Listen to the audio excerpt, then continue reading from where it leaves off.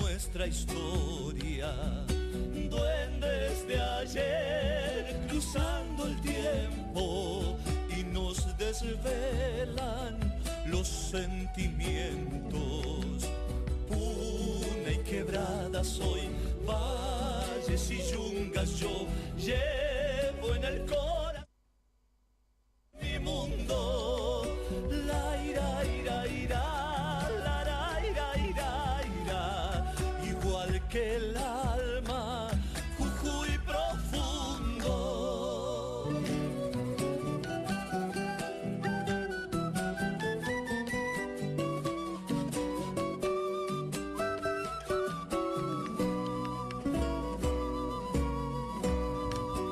Magia y pincel sobre el paisaje.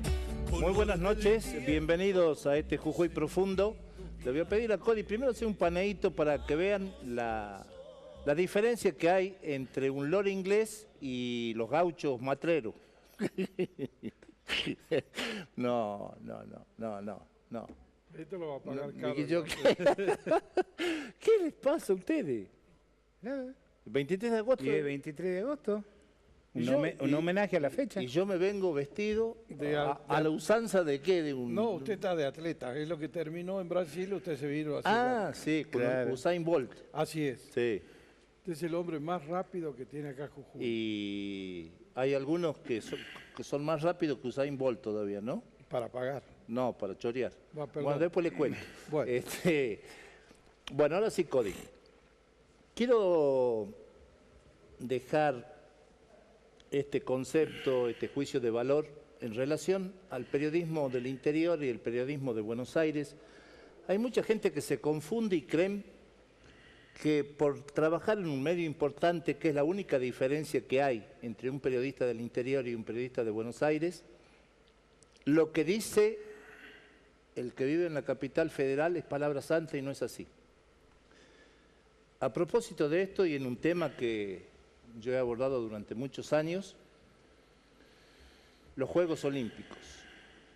Todo el mundo, la familia diría yo, porque tiene atractivos realmente interesantes, algunas disciplinas como el nado sincronizado, la gimnasia, la natación, en fin. Y la conclusión que sacaron que desde 1948 a la fecha nunca la Argentina había sacado 3 medallas doradas y una de bronce, lo cual es verdad. Pero esto no significa ni refleja la realidad de un país en materia de deportes, porque tenemos un sistema educativo que es un desastre, por obsoleto, por perimido, por arcaico, y exactamente pasa lo mismo con el deporte. No hemos tenido una ley del deporte que fomente y que haga realmente que la práctica de una disciplina deportiva se incorpore a la costumbre y a la habitualidad de los alumnos, porque de ahí es la cantera que después se puede nutrir un país para ir a un juego olímpico. Y les voy a demostrar lo que digo. 3 medallas de oro y una de plata, y una de bronce. La de bronce, yachting. ¿Usted ha visto en el Río Chico, en el Río Grande o en cualquier provincia del país que el yachting sea una práctica habitual, masiva? No. O sea que ese es un ejemplo de... Elitista. Sí, porque es elitista, pero no importa, más allá de eso, ¿cuántos practican esa disciplina en el país? 50, 60. Eso no muestra la realidad de un país deportivamente hablando. El hockey, medalla de oro, bárbaro lo de los gladiadores, pero ¿saben qué? Son todos porteños. Y ojo, eso no tiene nada que ver. No hay un jugador del interior. ¿Esto qué significa? Que el deporte no se masificó, no se hizo extensivo en toda la geografía nacional. Entonces la política del deporte no existe. Si hablamos del tenis profesional con Del Potro, es una mosca blanca como en algún momento lo fue Guillermo Vilas y como en algún momento lo fue Gabriela Sabatini. Esos fenómenos que esporádicamente aparecen en el firmamento deportivo y logran un buen resultado, pero tampoco habla bien de la política deportiva de un país. y ahora les explico también la otra medalla de oro. Paula Pareto, la Peque Pareto, una entrega, eso sí que se puede tomar como referencia, una entrega total, la chica es médica, 30 años, medalla de oro. ¿Saben cuántos judokas hay en el país? Pero así, con toda la furia, 3.000. Entonces, el judo no es un deporte nacional. No habla bien de políticas deportivas que nunca existieron, desde la colonia a la fecha, nunca existieron las políticas deportivas. Nunca hubo gente idónea al frente de una Secretaría de Deportes. En la mayoría de los casos, jugadores de fútbol, como ahora McAllister, antes Perfumo, Garrafo, Morresi, ellos pedagógicamente no están habilitados ni legitimados para hablar de política deportiva y de atender las necesidades deportivas de los chicos. Para hacer un país con figuración internacional, donde se evidencia palmariamente que hay políticas deportivas que redundan en beneficio directo de la juventud, nos tenemos que fijar en 3 disciplinas fundamentales. El atletismo, que es la madre de todos los deportes. ¿Por qué? Porque se emplea la fuerza, porque se emplea la velocidad y porque se emplea el salto. Todas las condiciones que tiene que tener un deportista para la práctica de cualquier deporte. En atletismo no figuramos, no sacamos una medalla nunca. Si vamos a la otra disciplina que armoniosamente le permite al que hace esta práctica desarrollarse muy bien, es la natación. Desde Nicolau y desde Meolans, las únicas 2 moscas blancas, pero no tenemos natación. Y en Jujuy, ¿cómo vamos a tener atletismo si no tenemos una pista de solado sintético? Corremos la Carbonilla. Está Pedro Picapiedra, hace la largada. Y con el cronómetro está Vilma. Entonces, ¿cuál es la otra disciplina deportiva que es madre de todo? La gimnasia. La gimnasia en barra, en paralelas, en banca. Entonces, no se equivoquen, muchachos de Buenos Aires, periodistas porteños. Ustedes no son periodistas deportivos, son periodistas de fútbol. Hay que tener idea de lo que se habla. Y cuando hablan para medios importantes, confunden a la opinión pública. Y hay muchos que creen que hemos hecho un buen papel en los Juegos Olímpicos. Ha sido malo, porque no reflejamos la realidad de un país. Otro ejemplo, el Instituto Nacional de Deportes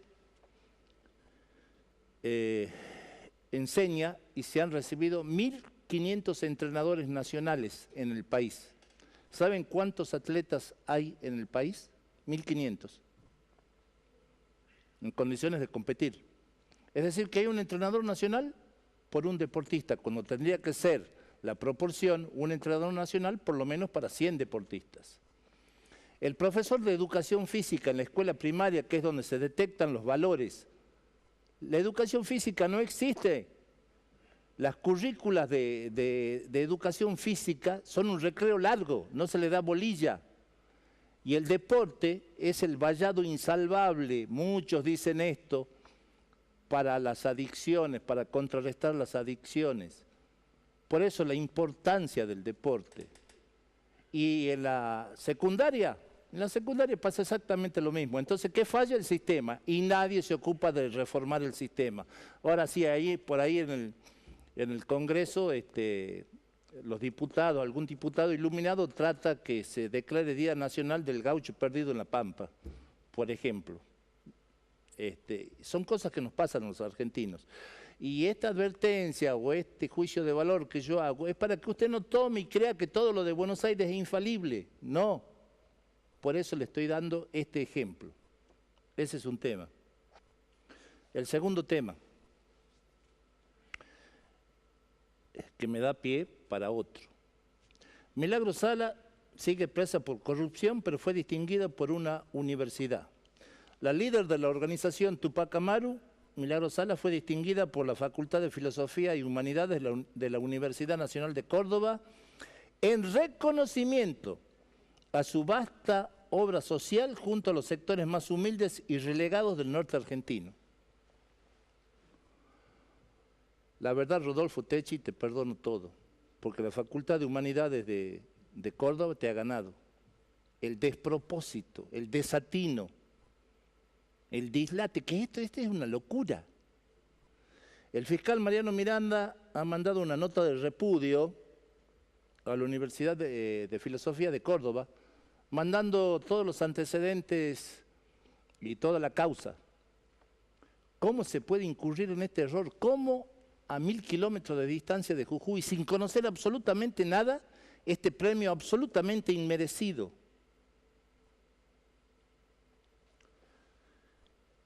Seguramente que en esta Universidad de Córdoba no debe estar el retrato de San Martín o de Belgrano, seguramente estará el de Eve de Bonafini o de Firmenich. Eso es lo que yo creo, porque esto no se puede admitir bajo ningún punto de vista. Que le den esta distinción, pero una vez que se expida la justicia. Mientras tanto, está procesada y está detenida. Nadie con esos antecedentes puede ameritar una distinción tan importante como es la que deviene de una facultad. En este caso, de la provincia de Córdoba, que se la conoce como la docta. Y te decía Rodolfo Techi que te perdono, porque estos son peores que vos que sos rector de la Universidad Nacional de Jujuy. Restituí el cuadro de Monseñor Mayagray y de los demás rectores de la universidad. Lo que has hecho es un despropósito, es una irreverencia a la memoria de un prohombre de Jujuy. Monseñor Mayagray, lo conoció el Chuncho, no sé si Manuel, vos lo conocés también, bueno, fue profesor mío, una excelente persona, y a este señor, porque vino una comisión de derechos humanos a apretarlo, bajó el cuadro de Monseñor Mayagray. Yo me ocupé, porque no hablo sin el respaldo de las pruebas para emitir un concepto que tiene que ver con la aptitud o ineptitud de quien ocupa un cargo tan honroso e importante como rector de la Universidad Nacional de Jujuy. Hablé con el obispo Daniel Fernández y él me dijo que el obispado de Jujuy mandó una nota de repudio por esta actitud. Y sé que el gobernador Fernlen en su momento lo retó muy feo a Rodolfo Techi. Entonces, como él había bajado nada más que el cuadro de Mayagray, no tuvo mejor idea que bajar todos los cuadros. Actitud típica de una persona que le falta idoneidad, que no tiene valores y que fundamentalmente es un títere. Te lo vuelvo a decir, Rodolfo Techi, no voy a cejar en mi empeño que sea restituido el cuadro del padre Mayagray. Lo último, muchos me preguntan por qué digo lo que digo por radio. Porque me juego como me juego, porque yo no soy de los que empezó en enero de este año a hablar de la organización barrial Tupac Amaru. Yo empecé en el 2008, al punto tal que hubo un despacho de comisión de libre expresión del Congreso de la Nación en repudio por las amenazas y por todo lo que yo sufrí por decir lo que pensaba y sentía. Así que hablo con la autoridad moral de que soy un tipo que hace 8 años que vengo hablando de este tema y no le tengo miedo a nada ni a nadie. De Dios para abajo, y esto se lo aprendí a Menem, no le tengo miedo a nadie, así decía y tiene razón. Yo no me considero más ni menos que nadie y peleo por mi provincia. Y estos dos hombres que están a mi derecha, el Chuncho, y a mi izquierda el presidente del Colegio de Historia de Jujuy, vienen acá y están hace 8 años conmigo en forma absolutamente gratuita. Es más, gastando nafta, su tiempo, y lo hacen por Jujuy. Y yo acá no cobro nada del canal, no tengo publicidad, lo hago por Jujuy. ¿Y saben por qué lo hago? Por esto que les va a mostrar acá el camarógrafo que tiene que ver, se apagó, ahí está. Por esa fotito que es de hoy al mediodía. Es mi hijo, mi nuera y mi último nietito. Por ellos lo hago. Porque yo ya estoy de vuelta, yo estoy mucho más cerca de la llegada que del punto de partida. Ellos recién están aprendiendo a volar. Yo ya estoy de vuelta. Y lo hago porque soy jujeño y me muero por esta provincia. y no quiero que volvamos a vivir lo que vivimos los últimos años, donde la corrupción, la prepotencia, el autoritarismo y agigantar una grieta que no nos merecemos y que la venimos padeciendo y que el próximo programa la van a tratar el Chuncho y Manuel, que fue unitarios y federales, siempre peronistas, antiperonistas, gorilas y peronistas, después colorados y azules en el levantamiento de las Fuerzas Armadas ya en la década del 60, todo lo que usted ya conoce. Entonces no tenemos que propender a la división, ni a ahondar grietas, ni a buscar en el que piensa diferente un enemigo, sino simplemente alguien que es un adversario desde un posicionamiento ideológico y nada más que eso. Si la armonía, si la solidaridad, si la vocación de servicio de quienes nos gobiernan no nos llevan a buscar el bienestar general y propender al bien común, nunca vamos a poder llegar a ser una nación seria. Primero Jujuy, por eso estamos acá los tres. Falta la profesora Lilian Batallanos. Y lo vamos a seguir haciendo. Alguien pensará, Calvetti gana fortuna. No, yo no soy de los colegas que le pasan la plata por abajo de la mesa tampoco para hablar bien de alguien. Ni me alquilan la opinión, ni menos me la compran. Así que a los que me preguntan por qué digo lo que digo y por qué me arriesgo en decir lo que yo considero que debo expresar en un medio de comunicación, es simplemente por esa foto que ustedes vieron recién. Muchas gracias, bienvenidos a Jujuy Profundo. Explíqueme por qué ese atuendo, ¿de dónde viene? Bueno, Porque yo tengo entendido que el desfile terminó a las 15. pero las libaciones hace un rato. Ajá, ajá, los festejos, digamos, etílicos. Los festejo porque el acontecimiento tiene 200 años de antigüedad. Claro. No lo propusimos nosotros. Sí. Nosotros en todo caso seremos los beneficiarios. ¿Usted por qué año dejó de brindar? ¿Por los 130? Claro, ¿Ah? claro. Sí. Entonces, hoy era un día de fiesta en realidad. Sí, para todos. Porque toda tragedia de un pueblo, cuando se pisan los límites del heroísmo, termina siendo una fiesta. Totalmente. Y sin ninguna duda, en aquel año 12, tan desgraciado para la suerte de las armas de la revolución, para la suerte de los lugareños, los antiguos habitantes de esta Salta del Tucumán, era un tiempo cruel, era un tiempo de definiciones drásticas, en donde había que oponérsele a una maquinaria bélica muy poderosa, como era la que venía desde Lima, como lo dice nuestro himno al Éxodo, mandada por Abascal, que era el virrey, que iba a ser a la postre el hombre que luego desplazarían los mismos hombres que él los mandaba hacia acá. Pero volviendo al tema sintéticamente... Ahora, déjale meter una cucharita al profesor. Sí. Sí. ¿Sabes por qué te digo? Porque Sí. él también tiene que describir y decirme el motivo de su poncho al Bueno, hombro. está bien. Siempre lo trae, te cuento, ¿no? Adelante, Sí. un segundo. Qué gordo, te sorprende cada cosa. Sí, ¿Qué tal? Bueno, dígalo, saludo dígalo, a la dígalo, audiencia. dígalo.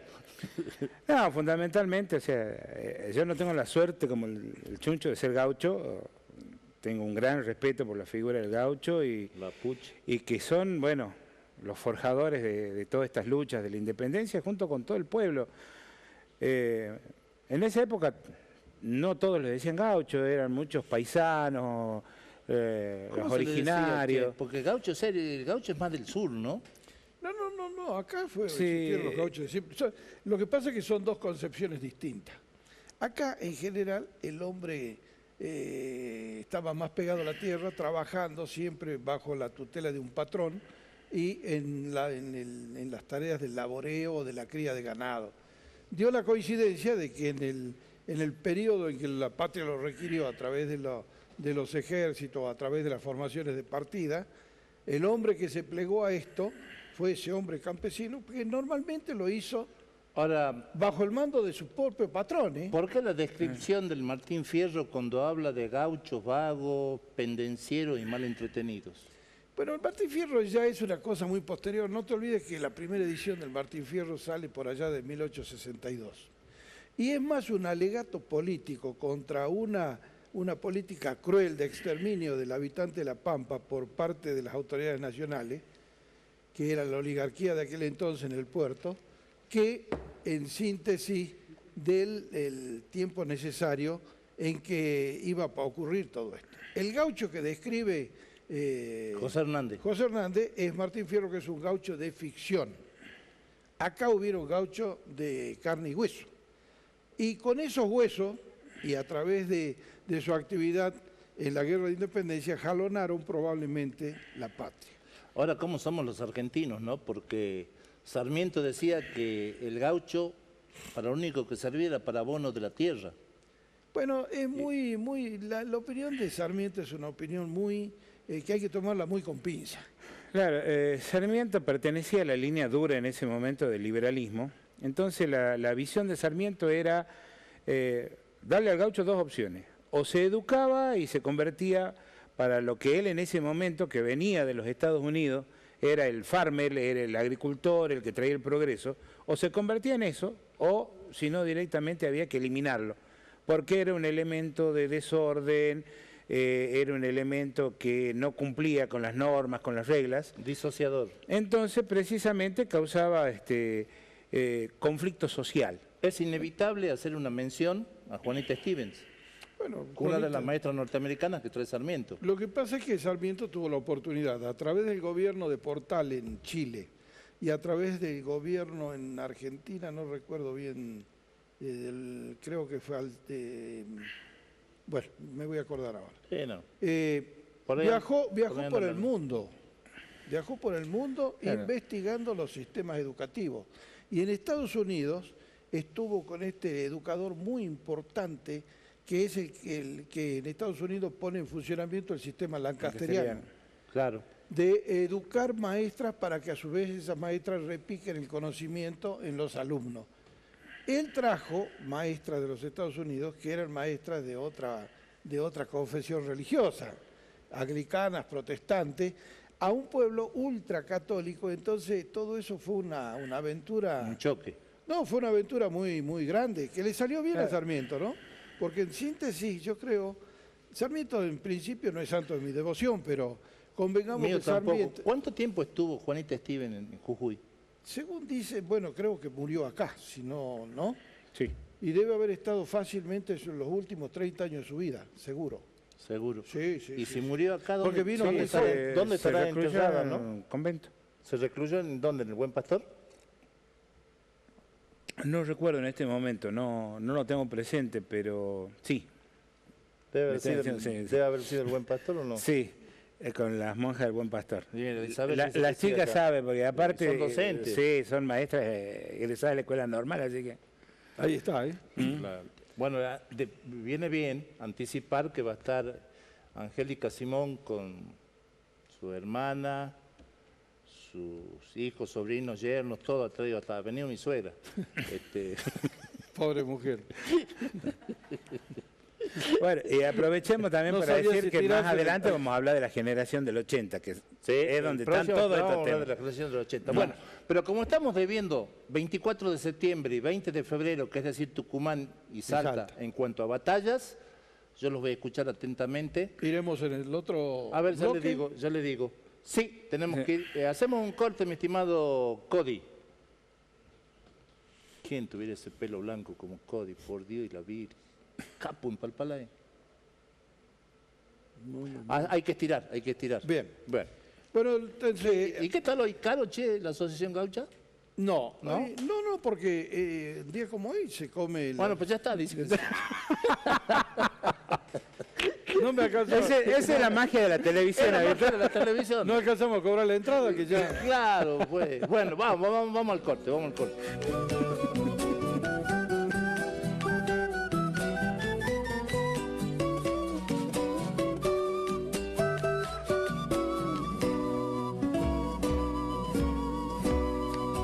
Hay un Jujuy en la memoria, un pueblo heroico en nuestra historia. Duendes de ayer cruzando el